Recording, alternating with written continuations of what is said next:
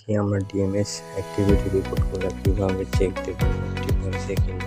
তো সেই জন্য আমরা ওয়েব স্টোরে লগ ইন করবো ইউজার আইডি পাসওয়ার্ড দিয়ে। মোবাইল সব জায়গাতে একই রকম অপশন। এখানে রিপোর্ট থেকে আমরা স্ট্যান্ডার্ড রিপোর্টে যাব। এখান থেকে গিয়ে আমরা ফাইন্ড আউট করবো ডিএমএস ইমপ্লিমেন্ট প্রোগ্রেস রিপোর্টটা কোথায় আছে, এখানে ক্লিক করব। দেন এখান থেকে আমার গ্রুপ আমি সিলেক্ট করবো, ফিল্টার করে নেব যেটা ফিল্টার করার দরকার। আমি গ্রুপ কোম্পানি ফিল্টার করলাম। এখন আমি যদি ন্যাশনাল রিপোর্টটা দেখতে চাই তাহলে এখানে বাকি কোনো ফিল্টার জোন রিজন ফিল্টার করব না। আর যদি আমি স্পেসিফিক কোনো জোন রিজনের রিপোর্ট দেখতে চাই আমি এগুলো ফিল্টার করে নেব। আমি এখানে টাইপ থেকে দেখতে পারবো অল ন্যাশনাল সকল ডিলারের ডিএমএস প্রোগ্রেস। আরেকটা অপশন আছে 30% রিলিজ সেই 30% ডিলারের রিপোর্ট দেখতে পারবো। আমি 30% দেখবো। ডেট এখানে যে ডেটে চাচ্ছি সেই ডেটে রেখে শো দেব। একটু পরে রিপোর্টগুলো বিস্তারিত রিপোর্টগুলো চলে আসবে। তো এখানে এই রিপোর্টে যে ডিলারগুলো ডেলিভারি করে নাই 0 সেগুলোই হলো ইনঅ্যাক্টিভ ডিলার।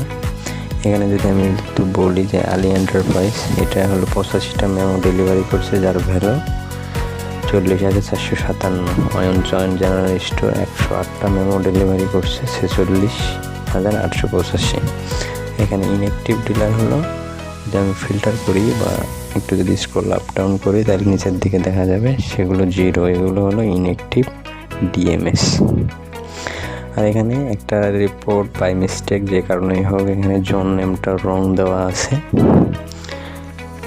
এটা আমরা ফলো না করে আমরা ফলো করব dealer code, dealer name, district এবং থানা। তাহলে আমরা বুঝতে পারবো, আমরা জানি যে এই ডিলার কোডটা আমার কিনা।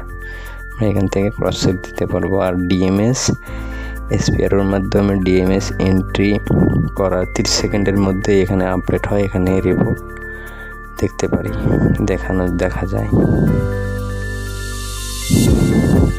আর এটা এখানে সর্বোচ্চ 100টা রিপোর্ট দেখায়। যদি আরও রিপোর্ট বেশি থাকে তাহলে সেক্ষেত্রে এখান থেকে শোয়িংয়ের এখানে আমি অল দিলে যত রিপোর্ট আছে 111টা 12টা 15টা যা থাকবে সব রিপোর্ট এখানে দেখাবে।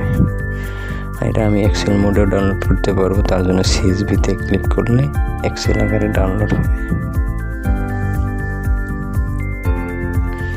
এটা যদি আমি ফিট করে দিই,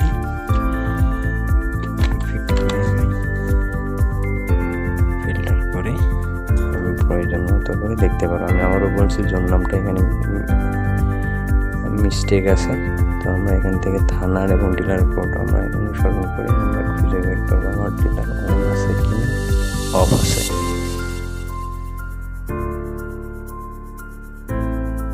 ধন্যবাদ।